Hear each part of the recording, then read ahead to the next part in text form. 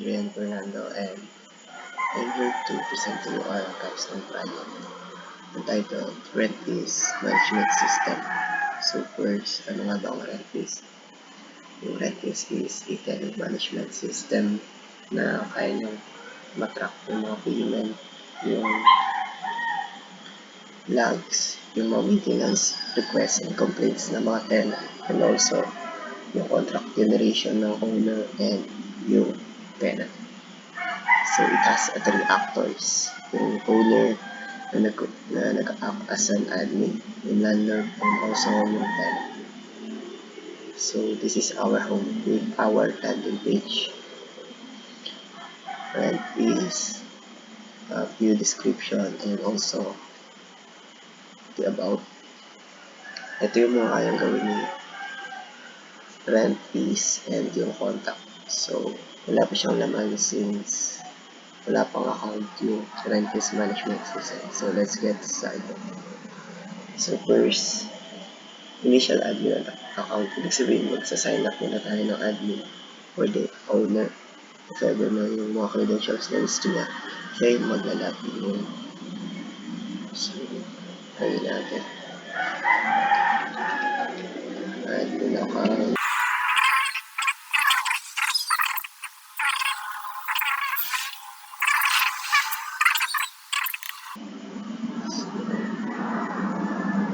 Ayan, nagkaroon na tayo ng account ng admin.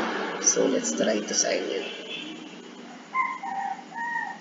Itong remember me is for the OTP code. Ibig sabihin, magsasend ng OTP code every sign up or every sign in ng user. So, let's try. But unfortunately, hindi ko may papakita sa inyo ito because of cookies na nakasave dun sa email na ginagamit ko ngayon.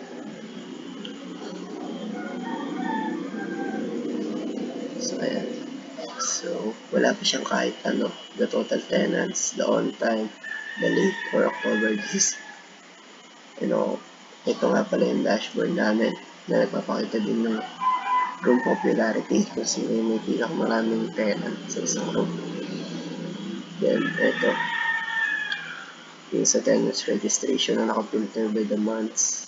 Then, yung payment status, kung ano yung on time, kung ilan yung late, kung ilan yung unpaid. Then, yung maintenance complaints na napapakita rin kung ilan yung pending and kung ilan yung resolved. So, it's a pie chart. So, we have a tutorial here. Since the users of this system is for the elders, we have integrated this one.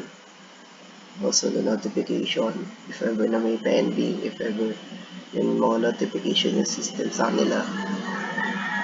So, let's proceed. So, una is mag-create muna tayo ng building. So, in creating our building, what we need to do is to set the name. Try sabihin na lang natin na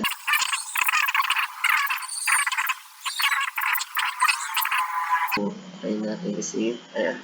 Since I am here in malapit sa Isidro, nakikita natin. And also yung number ng floor na sinet natin. So, in editing naman, ganun lang din siya. Pwede mo siyang palitan. Kung ano. Then, sa pagsiset ng location, is the same lang din siya sa pag-add. Pero hindi natin siya ibibili. So, second step naman is mag-create na tayo ng room. So, you just need to click this add room. Then, yung room number kung ano yung pangalan ng room. Itong building name, siya yung building na ginawa natin kanina. And sa room price naman, sabihin natin na may 5K. And kung first floor siya. Sa capacity naman, siya yung tenant na pwede tumira dyan. Kung ilang tenant, sabihin natin na meron dalawang tenant na pwede tumira. 2 sila. So, save natin. Ayan. Pero gagawa pa tayo ng isa for just the sake of example. Sabihin natin na 3K lang. Then, first floor parehas. Then, capacity niya is 2 din. Or 1. Isa lang yung pwedeng tumira. So, manage utility types naman. Ito yung mga utility types na binabayaran ng tenant within the building. So, nakaseparate siya within the building. So, for example, yung building na to, merong binabayaran na water, merong binabayaran na wifi, merong binabayaran na electricity. Ayan. So, we've added it. Kapag naman, kunyari, tinry natin na yung electricity is tinry ulit natin na ilagay, hindi siya tatanggapin since it needs to be electric. So, sabihin natin na water and electricity yung binabayaran. So, hindi ka naman sa search. Functionable.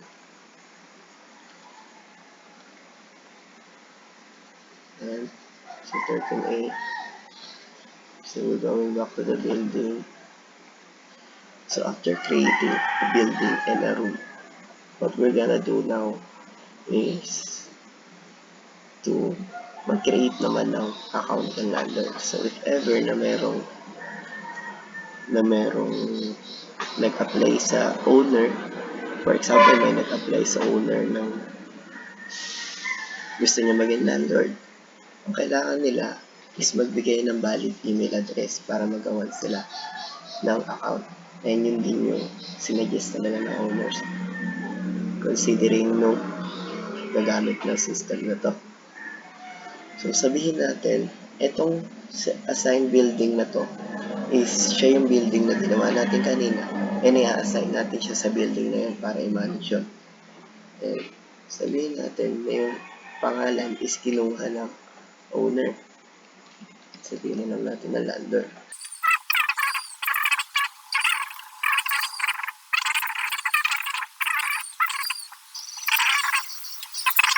For these privileges naman, ang ginawa ko dito is we've separated it in two categories, which is the tenants and the payments. Pagka naman sa tenant, hindi niya kayang i-edit or i-delete yung mga tenant accounts. For payments naman, kaya niya mag-monitor or mag-track ng mga payment, pero hindi niya kayang i-download yung mga payment reports and everything about na pwedeng makasira or makakita ng mga sensitive files na meron yung owner. So, let's try. And kasama na nun yung mga login credentials niya, which is the email and also yung password na isinet natin para sa landlord. So, ibig sabihin yan, meron na tayong landlord na meron dalawang privilege, the tenant and the payment. So, after creating an account of the landlord, so, as you can see, wala pa tayong pending tenants. Ibig sabihin ng mga pending tenants na sila yung mga nagpapareserve ng room na yun, ng specific room para kung sakali man, sila na yung gagawa ng contract ng owner dito. So, as you can see here in the user management, merong mga archive, the show deleted users, view all tenants para masira yung pagination. It contains 5 rows para makita ng buo lahat. Yung edit selected, editing selected for multiple editing and multiple deleting. It also has tutorial. Then the notification. So before tayo mag-add ng pending tenants, mag-add muna tayo ng rules sa building na ginawa natin. So add new rule. So for example, applicable siya sa DICEP. Sabihin natin na bawal magingay. Quiet hours and bawal magingay ng lampas 10 p.m. So, after clicking the simple changes, mag-notify na siya sa lahat ng user mo, for example, sa landlord.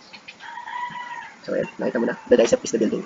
So, we've separated based doon sa mga building na nagagawin or nagawa na. So, ayan. And also, dito naman sa rent report. Wala pa naman tayong ginagawang tenants, kaya most likely wala pa rin talaga lahat to. Kahit anong filter, may mga filter siya by row, and also yung export ng PDF na nagpapakita ng mga tables na nandito.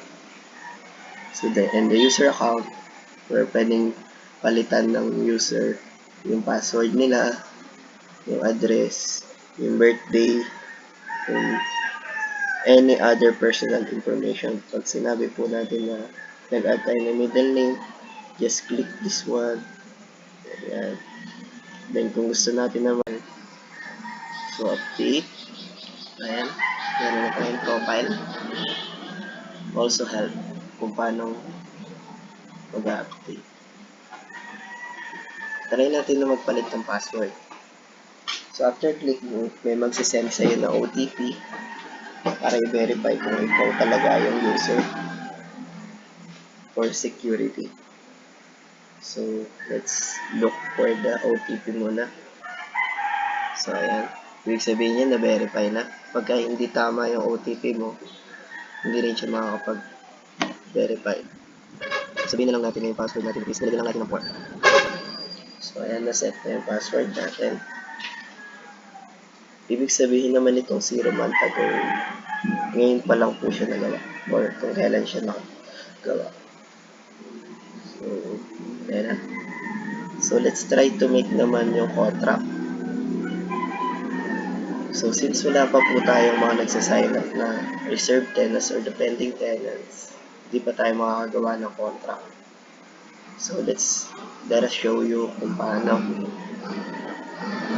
So, una, for example is, merong mga nag-sign up or meron nang dumating sa apartment nung may-ari. So, ang papagawin niya is, sisend niya yung pinaka-system na to, then let the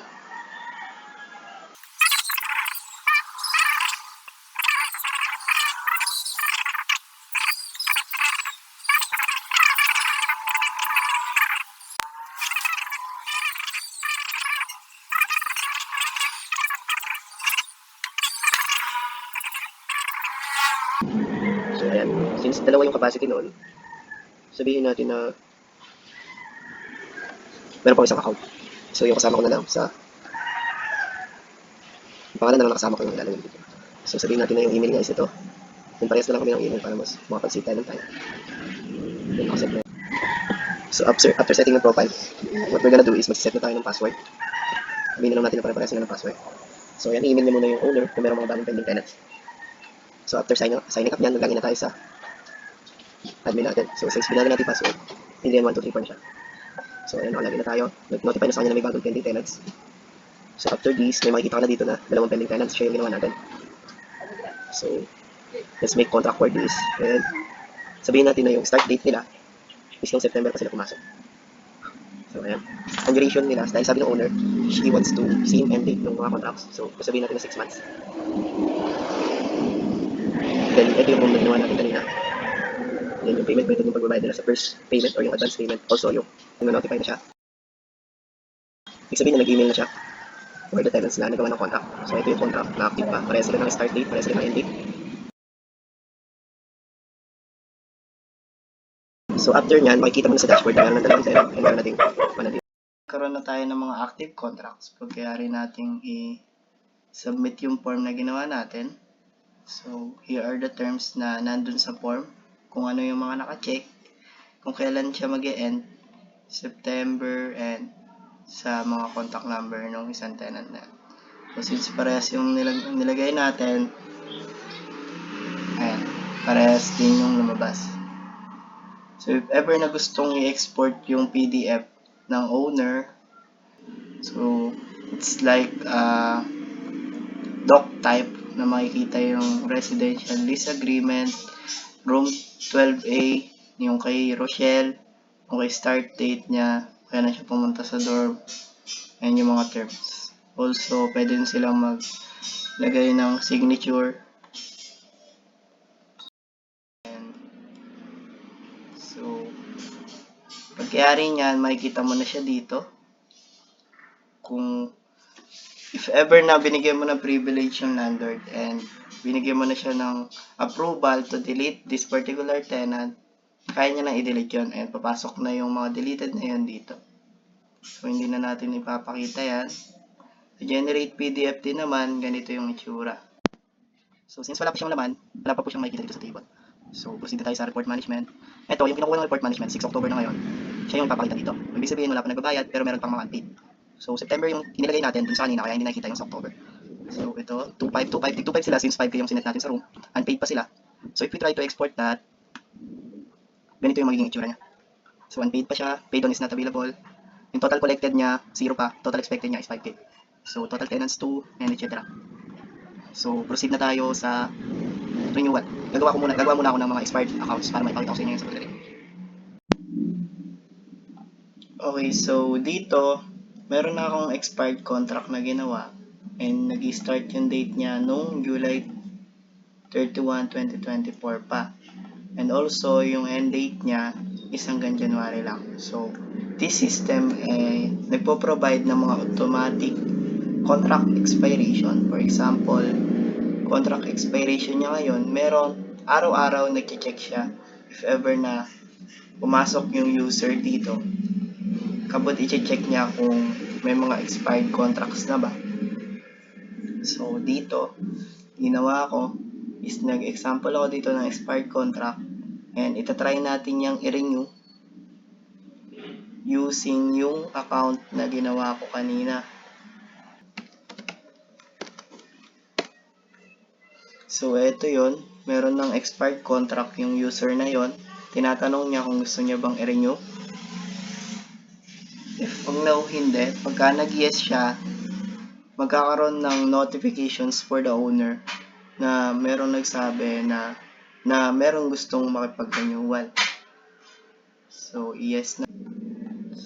O, dito. Punta lang tayo sa contract management and ito na. Nagkaroon na ng 1. So, ito yung kanina na si Jerome Fernando na nag-expired na. So, napunta na siya sa renewal setup nung kaninang expired na yan. So, pagka sinabing renew, magtatanong ulit kung gusto mo nang i-renew. Ibig sabihin niyan, naka-reserve na siya ulit doon kay Jerome Fernando, yung room na ginawa natin kanina. Yung example na pangalawa. So, pwede na siya ulit mag-set ng bagong start date. Okay, so paano naman kapag meron gustong umalis sa dalawa na to? Sabihin natin na si Rochelle Sigutier is gustong umalis for 1 month and gusto niyang i-invalidate yung contract niya due to some circumstances. Like, for example, magmamigrate or ano. So, ayan. Ito yung account ni Email Sigutier kanina. Ayan. So, may mga notifications na siya. Since nag-send na dahil sinet natin na September yun kanina. O sinasabi na malapit na yung, or lampas na yung rent mo, hindi ka pa nagbabayad, please settle it. September 24 kasi yung nilagay natin, kaya October 24 ngayon, yung due date niya. 30 days lang, or 1 month exactly. So, dito makikita yung sa mga binayad niya, yung unang bayad niya ng September, ito yung pinaka-amount ng kailangan bayaran, ito yung binayad niya. Also yung payment method, which is the GCash. So, if we try to search naman, siguro try natin i-search yung October. Okay, oops. And then may space. 2.5 na lang. Ayan. Since naka-string nga pala yung date, hindi siya masa-search. And naka-date data type siya sa database. So, ang masa-search lang is yung mga ganito. So, siguro, pakita ko sa inyo yung sa contract. Ito yung sa sinasabi ko na kailangan hingin ng owner yung approval ng tenant before the termination. And yung tenant yung may power na magbigay since mutual agreement yon and sensitive yung agreement nila. Bawal i-terminate basta-basta ng owner yon. So, kung ang gusto ng tenant is umalis na, magtatanong ngayon. So, yan. Then, pakita ko na lang din sa inyo yung pinaka-mismong tenant. Room details niya, since wala pa tayong ibinabayad ngayon.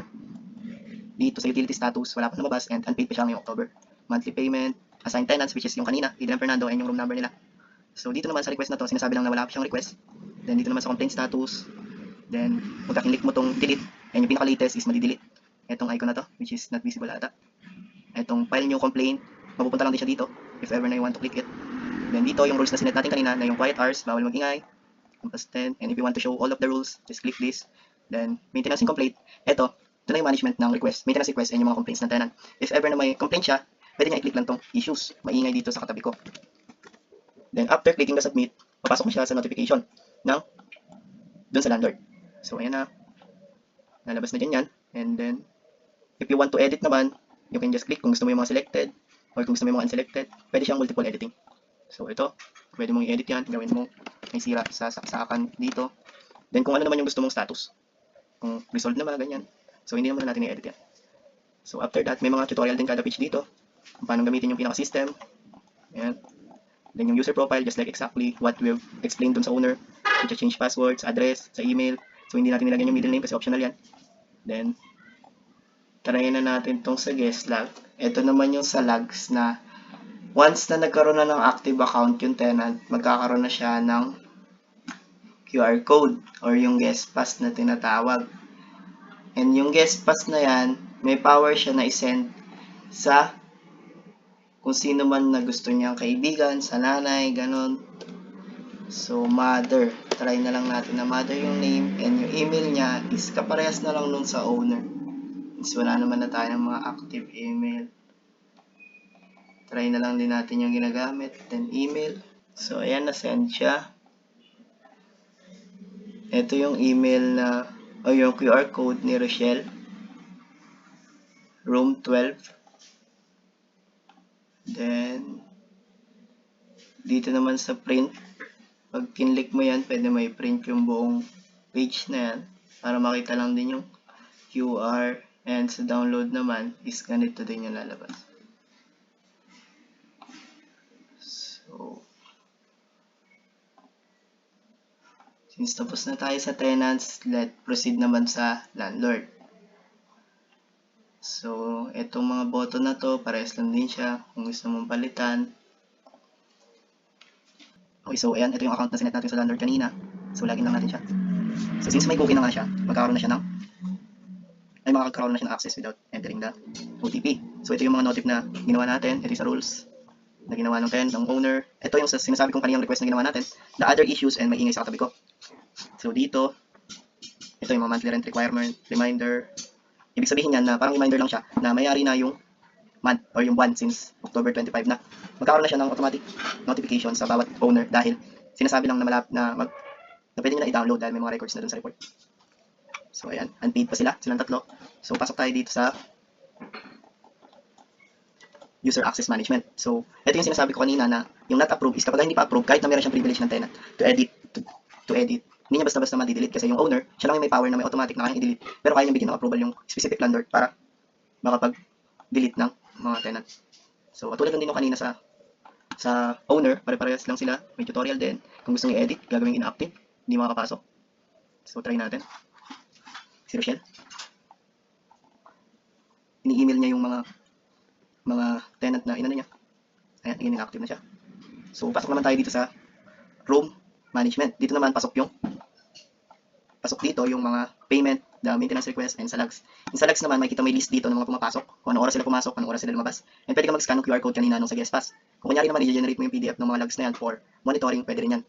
So sa request naman, i-mark as read mo na ibig sabihin nabasa mo na yung ginawa na request ng tenant. So may edit na, ma-update na yan doon sa maintenance request na ginawa natin kanina. So try natin naman i-mark as read.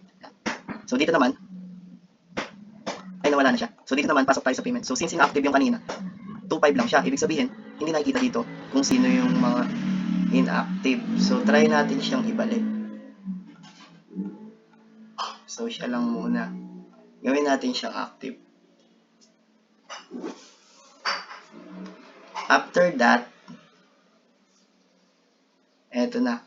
Nagkaroon na ng dalawa dito. So, magiging 5K na siya. Siya talaga yung pinakabayad ng room.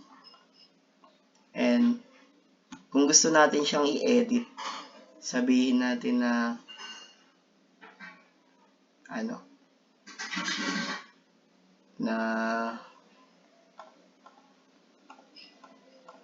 binayaran niya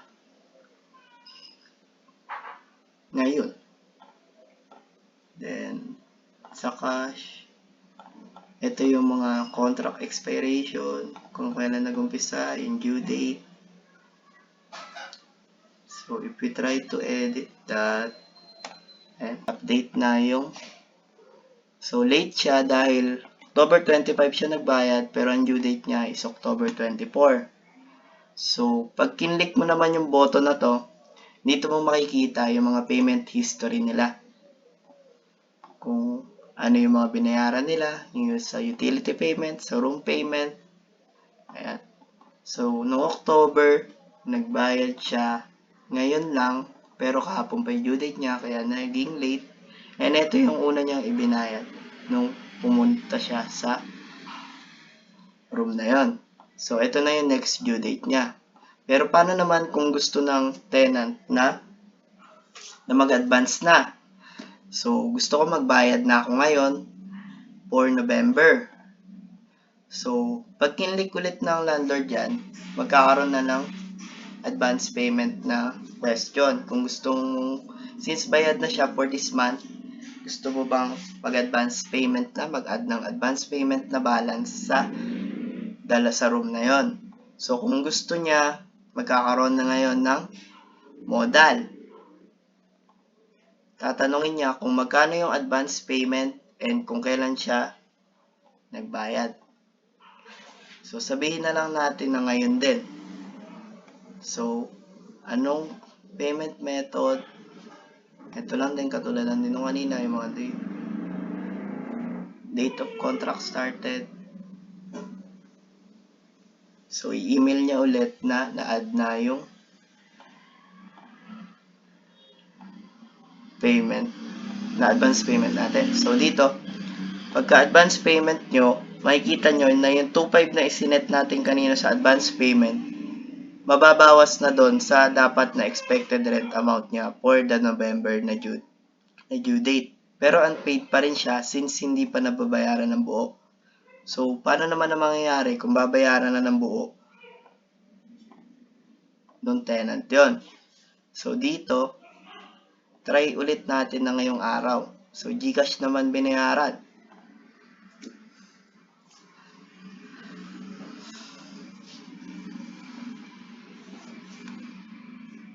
Ayan.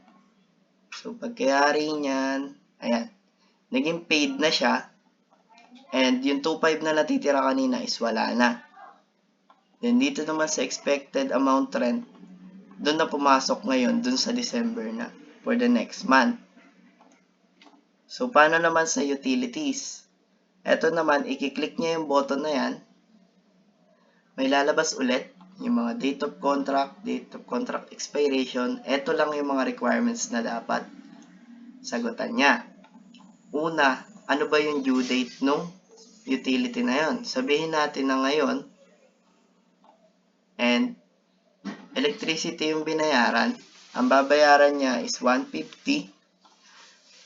Then, ngayon siya nagbayad, or bukas pa siya nagbayad. Pero ang due date niya is 25. So, dapat maging late yan, and yung sa cash niya binayaran. So, try natin.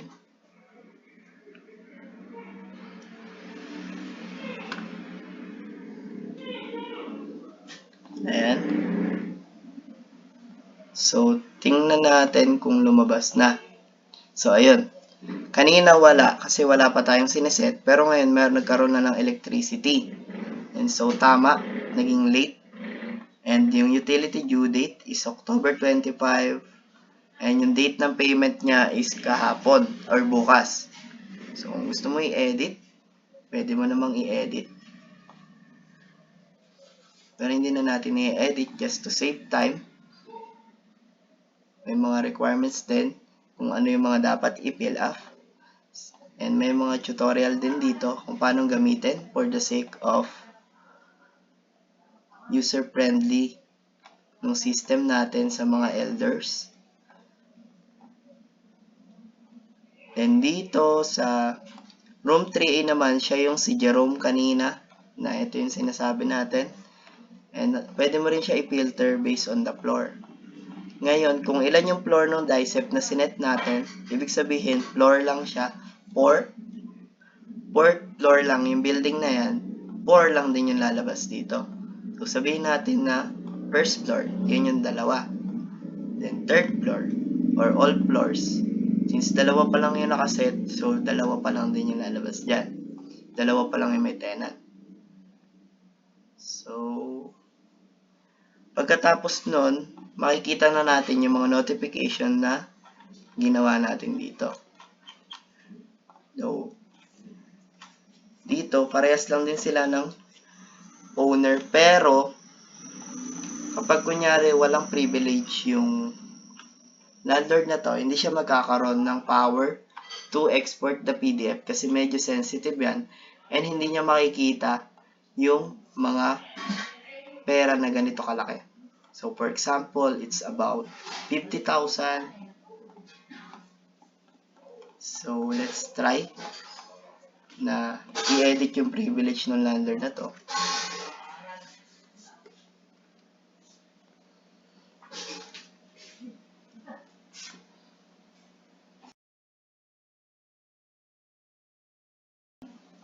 So, ayan.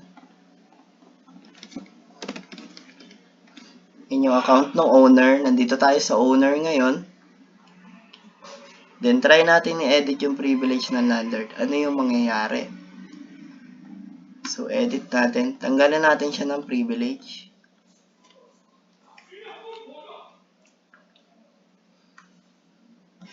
So, ito. As you can see, not approved na siya. So, let's try ulit na mag-login dun sa landlord.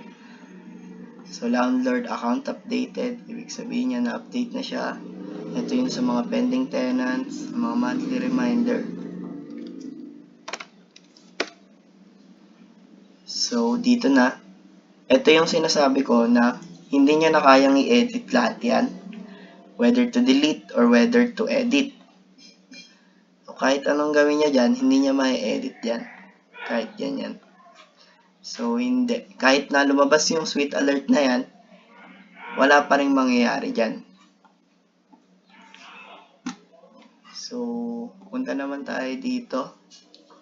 Pagdating naman sa payment, makakapag-mark pa rin siya ng mga payments. No.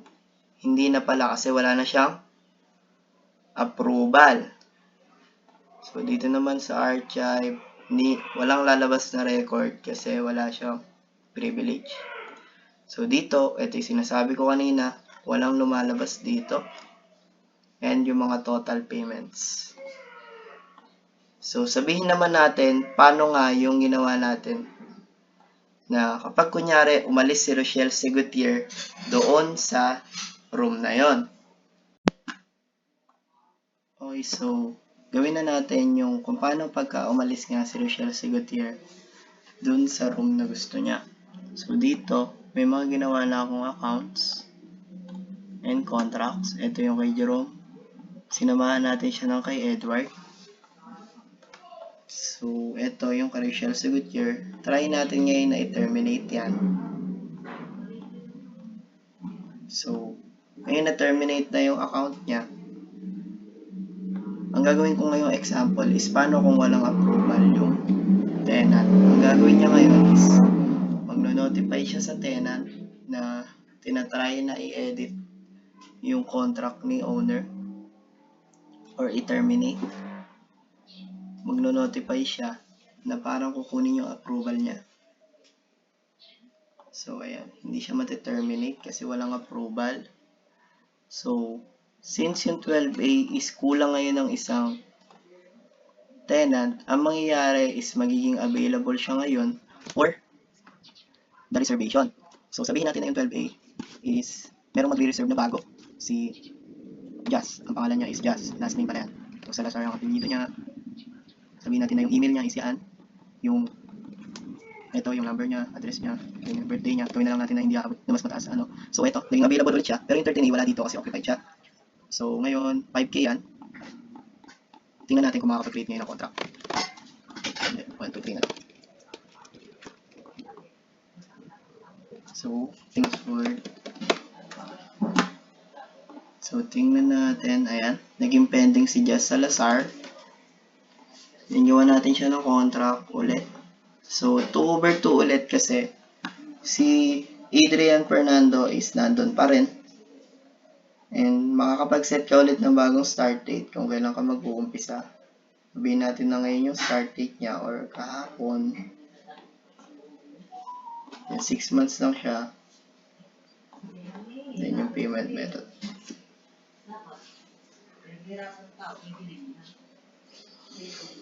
Tingnan natin. Ayan. So, dahil nga mauunang matapos yung kay Adrian, siya yung lalabas dito. Ayan. So, April pa matatapos yung kay Jazz ngayon. And parehas na sila ngayon meron na contract. So, that will happen kung kunyari may umalis, kung may papalit. So, dito, meron din akong dinelete dito para maipakita ko sa inyo. So, naging deleted na si Rochelle dahil na-terminate na yung contract niya. So, this is for only reporting purposes. So, try natin na mag-generate. So, ayan, lumabas na siya. So, dito rin, dapat may lalabas. So, ito, may mga deleted. Yung mga terms, mga lease ends, mga start date, yan yung name nila. So, try naman natin ngayon yung sa pag-i-scan ng QR code for the last picture ng system na to. So,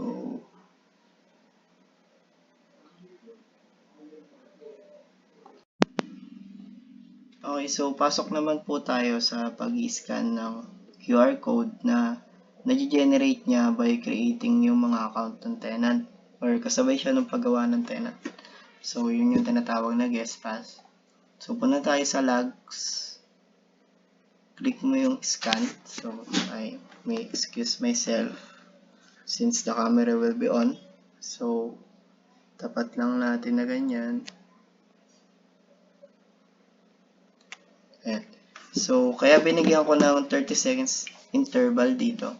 Pero ibig sabihin niyan na na-scan niya na.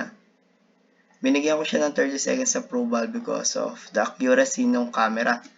So, pag kunyari na ilagay niya na or na-scan niya na dun sa database is nagkakaroon ng paulit-ulit na insertion. So, naglagay ako ng 30 seconds interval between sa mga scanning na ginagawa niya. So, tingnan natin ngayon kung pumasok na sa time in nung logs na nakalagay sa table kanina. So, back tayo. Punta tayo ngayon sa logs. So, dito, nakita na natin na yung QR na ginamit ko kasi is from Adrian. Doon siya sa room 12. And yung time in niya is yung ngayon, kung kailan na-scan. And yung time out naman is doon sa pangalawang scan na gagawin natin. So, for example, punta ka ulit sa scan QR guess. So, tingnan natin kung natapos na yung 30 seconds na interval niya. So, itutok lang natin na ganyan. So, ayan, tapos na. May nakikita naman kayo na lumalabas kanina, pero hindi nga siya makita because of the accuracy. Na ibig sabihin lang din is na hanap niya na yung guest pass na ini-scan niya. So, tingnan natin ngayon. So, ito yung lalabas. Pagka tinry natin in-scan sa pangalawang beses, ibig sabihin, umalis na yung tenant or yung guest na pumasok sa apartment. So, tingnan natin ngayon kung ano yung mangyayari kapag tinry pa niya ulit na i-scan yung QR code kahit na may timeout na.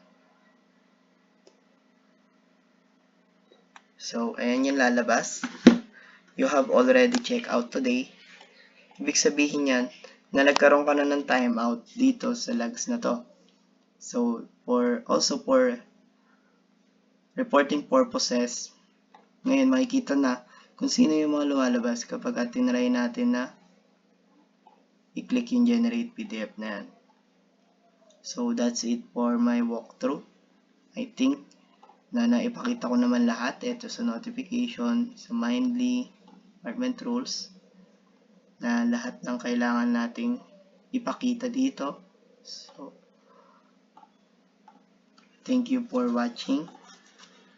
And I am very grateful for your effort and consideration for consulting this project. Thank you.